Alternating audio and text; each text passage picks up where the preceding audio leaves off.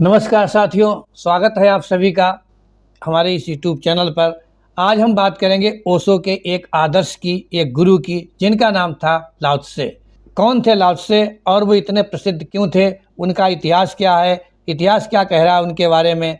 और आखिर उनके विचार आज तक इतने प्रासंगिक क्यों हैं? साथियों, हमने देखा है कि आधुनिक युग के सबसे मुखर विचारक ओशो, जिन्हें अपना सबसे बड़ा आदर्श मानते थे। आखिर उन कारणों को आज हम इस वीडियो के माध्यम से जानेंगे, समझेंगे, क्योंकि हम जानते हैं कि ओशो जब भी बात करते हैं तो बुद्ध की बात करते हैं, महावीर की बात करते हैं, कृष्ण की बात करते हैं, कबीर की चर्चा करते हैं। लेकिन इतिहास में एक ऐसा भी दार्शनिक हुआ है जिसने अपना ना कोई बड़ा आश्रम बनाया, ना लाखों अनुयायी इकट्ठे किए और ना ही किसी प्रकार के साम्राज्य को स्थापित करने की कोशिश की। इसके बावजूद उनके द्वारा प्रतिपादित विचारों ने पूरी दुनिया की आध्यात्मिक सोच को बुनियादी रूप से बदल दिया।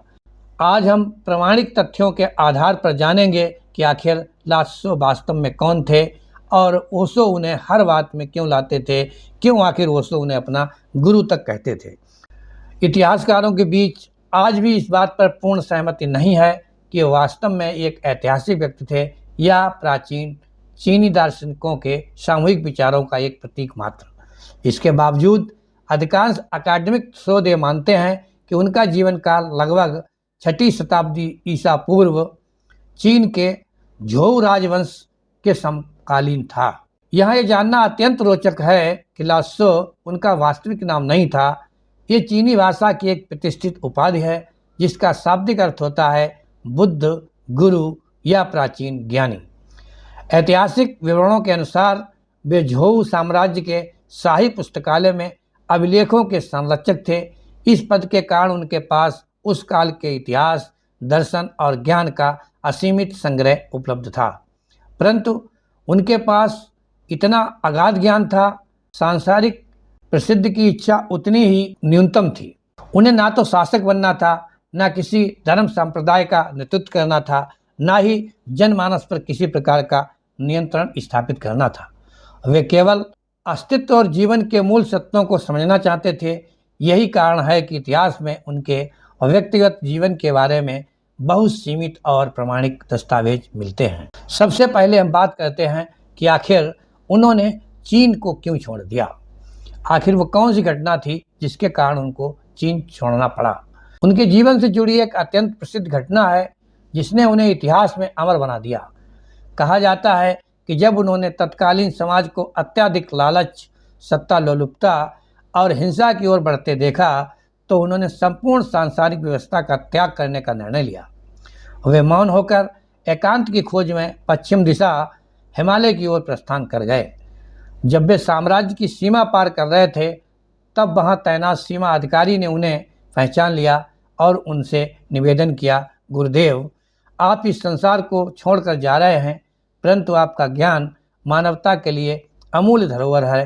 कृपया जाने से पहले अपनी शिक्षाओं को लिपिबद्ध कर दीजिए। कहा जाता है अधिकारी के इस विशेष आग्रह पर वहीं बैठकर इन्होंने एक संक्षिप्त कृति की रचना की जिसे आज ताओ ते चिंग के नाम से जाना जाता है। इस ग्रंथ में ना तो सैकड़ों अध्याय हैं, ना ही हजारों पन्ने हैं।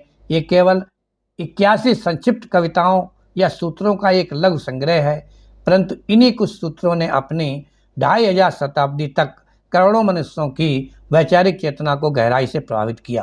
हालांकि आधुनिक साहित्यकार, आधुनिक इतिहासकार, आधुनिक विचारक इस पूरी घटना को अकादमिक रूप से प्रमाणित नहीं मानते हैं और इसे केवल एक किंवदंती के रूप में देखा जाता है। परंतु ये कहानी पूर्णतः सत्य हो या न हो, यह अकाट्य सत्य है कि ताओ ते चिंग वैश्विक दर्शन के इतिहास की सबसे प्रभावशाली और अनमोल पुस्तकों में से एक है। इस रचना को पूर्ण करने के पश्चात ये कहाँ गए, इनका जीवन व्रत आगे कैसा रहा, इस घटना के बाद ये कहाँ गए, इनका जीवन व्रत आगे कैसा रहा, इनकी मृत्यु कब हुई, कहाँ हुई, कैसे हुई, इसका कोई भी निश्चित उत्तर किसी के पास आज भी उपलब्ध नहीं है। अब हम जानते हैं कि आखिर ये ताओ क्या है। यदि इनके संपूर्ण दर्शन को केवल एक केंद्रीय शब्द में समाहित करना हो तो वो शब्द है ताओ, परंतु ताओ की अवधारणा को सामान्य बौद्धिक परिभाषाओं में बांधना अत्यंत कठिन है। कुछ विद्वान इसका अनुवाद मारक के रूप में करते हैं, कुछ इसे प्रकृति का शाश्वत नियम कहते हैं, तो कुछ इसे ब्रह्मांड की अदृश्य ऊर्जा मानते हैं जो प्रत्येक जड़ चेतन को संचालित कर रही है। स्वयं इन्होंने कहा था कि जिस ताओ को शब्दों से पूरी तरह व्यक्त नहीं किया जा सकता, ये वास्तविक या सनातन ताओ नहीं हो सकता। अर्थात ताओ कोई बौद्धिक सिद्धांत या विचारधारा नहीं है, बल्कि एक जीवंत अनुभव है जिसे केवल जिया जा सकता है। इसे एक अत्यंत सरल प्राकृतिक उदाहरण से समझा जा सकता है। जब हम किसी नदी को प्रवाहित होते हुए देखते हैं तो वहाँ किसी कृत्रिम संघर्ष में नहीं होती, वो पहाड़ों से लड़ती नहीं है, ना ही वो मार्ग मांगने के लिए कोई कोलाहल करती है। वह केवल अपनी सहजता में बहती है और निरंतर बहते हुए समय के साथ सबसे कठोर चट्टानों को भी काट देती है। इस सिद्धांत के अनुसार प्रकृति का यही सहज और असंघर्षी स्वभाव ताओ है। यहाँ कोई हट नहीं है, कोई अहंकार नहीं है, केवल एक गहन संतुलन है। इसी कारण से वे अपने दर्शन में जल को सबसे बड़ा आदर्श मानते हैं, जो अत्यंत कोमल होने के बाद भी अंततः सबसे दृढ़ पत्थरों को भी रूपांतरित करने की क्षमता रखता है। अब हम जानते हैं दूसरी बात, वो यही क्या है आखिर, जो हम चीनी दर्शन में पढ़ते हैं, जो हम जानते हैं। तो अब हम जानेंगे कि आखिर इन्होंने इनका जो दूसरा दर्शन था उसमें है क्या। वुवेई सतही तौर पर देखने पर इसका शाब्दिक अर्थ कुछ न करना या अकर्म प्रतीत होता है, परंतु इसका वास्तविक तात्पर्य आलस्य या निष्क्रियता बिल्कुल नहीं है। वुवेई का वास्तविक अर्थ है बिना किसी अनावश्यक और बनावटी संघर्ष के कार्य करना। यदि हम प्रकृति का अवलोकन करें तो एक वृक्ष बड़ा होने के लिए कोई मानसिक तनाव नहीं लेता, एक पुष्प खिलने के लिए कोई संघर्ष नहीं करता और सूर्य उदित होने के लिए किसी प्रकार का श्रम नहीं करता। संपूर्ण ब्रह्मांड में सब कुछ अत्यंत सहजता से अपने नियत समय पर घटित हो रहा है। यही इस सिद्धांत को प्रमाणित करता है। मनुष्य ही एकमात्र ऐसा प्राणी है जो हर क्षण अस्तित्व के प्रभाव से लड़ता रहता है। वो प्रत्येक परिस्थिति को अपनी इच्छा के अनुसार नियंत्रित करने का प्रयास करता है और इसी कारण से वो निरंतर मानसिक तनाव, भय, अवसाद और दुखों से घिरा रहता है। उनका संदेश ये नहीं था कि आप कर्म करना छोड़ दें, बल्कि ये था कि आप जीवन को जबरदस्ती अपनी आकांक्षाओं के अनुसार मोड़ने का व्यर्थ प्रयास न करें। कर्म करें, परंतु इसमें कर्ता का अहंकार और तनाव न हो। यही वुवेई का मूल तत्व है। अब हम उन कारणों की व्याख्या करेंगे, उन कारणों को बताएंगे कि आखिर ओशो इनको अपना आदर्श क्यों मानते थे। ओशो ने अपने संपूर्ण जीवन में कृष्ण, बुद्ध, महावीर, ईसा मसीह और सूफी संतों पर हजारों घंटों के प्रवचन दिए हैं, परंतु उन्होंने स्वयं स्वीकार किया है लाओत्से उनके हृदय के सबसे निकट थे। ओशो द्वारा उनका बार बार उदाहरण देना और उनको अपने चर्चा में शामिल करना बताता है कि इसके पीछे कोई गहरा दार्शनिक कारण रहा होगा। उन्हीं कारणों में एक कारण निकल के आता है संस्थागत धर्मों का विरोध। इतिहास के अधिकांश महापुरुषों या गुरुओं के जाने के बाद उनके अनुयायियों ने वैचारिक संगठनों और संप्रदायों का निर्माण किया। बुद्ध के बाद बौद्ध धर्म संगठित हुआ, महावीर के बाद जैन संप्रदाय बने और ईसा मसीह के बाद ईसाई धर्म की व्यवस्था हुई, चर्च की व्यवस्था आई और एक संपूर्ण धर्म स्थापित हो गया। परंतु लाओत्से ने कभी कोई संगठन, कोई नियम या कोई संप्रदाय स्थापित नहीं किया। उन्होंने कभी नहीं कहा कि उनका कोई अनुयायी बने, या उन्होंने कभी भी किसी को अपना अनुयायी बनने से या उन्होंने कभी किसी को अपना अनुयायी बनने के लिए, अपनी बातें मानने के लिए, अपने विचार थोपने के लिए प्रेरित किया। ओशो को यही बात सबसे अच्छी लगती थी और यही विशेषता उन्हें सबसे प्रिय थी। ओशो का यह भी एक दृढ़ मत था कि जैसे ही कोई जीवांत सत्य किसी संप्रदाय या संगठन का रूप लेता है, वह नियमों के बोझ तले दबकर मृत हो जाता है। सत्य को किसी भी ढांचे में, किसी भी आकार में, किसी भी रूप में इकट्ठा नहीं किया जा सकता। सत्य हमेशा स्वतंत्र रहता है और जो स्वतंत्र है वो पूर्णतः सत्य है। अब हम बात करते हैं कि नंबर 2 पर ओशो आखिर उन्हें अपना आदर्श क्यों मानते थे। संघर्ष के स्थान पर उन्होंने पूरे जीवन सहजता की वकालत की। ये समाज हमें बचपन से सिखाता है कि जीवन एक अनवरत संघर्ष है, लड़ो और आगे बढ़ो। इसके विपरीत लाओत्से ने कहा था, यदि आप केवल संघर्ष ही करते रहेंगे तो जीवन का वास्तविक आनंद कब लेंगे, अर्थात आप वास्तविक जीवन कब जिएंगे। उनके अनुसार जीवन कोई युद्ध क्षेत्र नहीं है, बल्कि एक सरिता है जिसके प्रभाव के अनुकूल बहने पर ही शांति संभव है। ओशो भी आधुनिक मनुष्यता को इसी अंधी दौड़ की आलोचना करते थे कि मनुष्य बाहरी रूप से सफल हो सकता है परंतु आंतरिक रूप से अशांत रह जाता है। इसीलिए वो इनके इस सहज मार्ग को सबसे अधिक तार्किक और व्यवहारिक मानते थे। अब हम बात करेंगे कि इतनी समानता होने के बावजूद भी जहाँ एक वैचारिक अंतर दिखाई पड़ता है लाओत्से और बुद्ध में। ओशो ने माना है कि महात्मा बुद्ध के दर्शन बहुत प्रशंसनीय हैं, उन्होंने भूरि भूरि इसकी प्रशंसा की है, परंतु वे दोनों के मार्गों में एक स्पष्ट अंतर को भी देखते थे। बुद्ध का मार्ग मुख्य रूप से आत्म अनुशासन, निरंतर जागरूकता और ध्यान के सचेत प्रयासों का एक मार्ग है और वहीं दूसरी ओर लाओत्से का मार्ग पूर्ण विश्राम, प्रकृति पर परम भरोसे और सहजता का मार्ग है।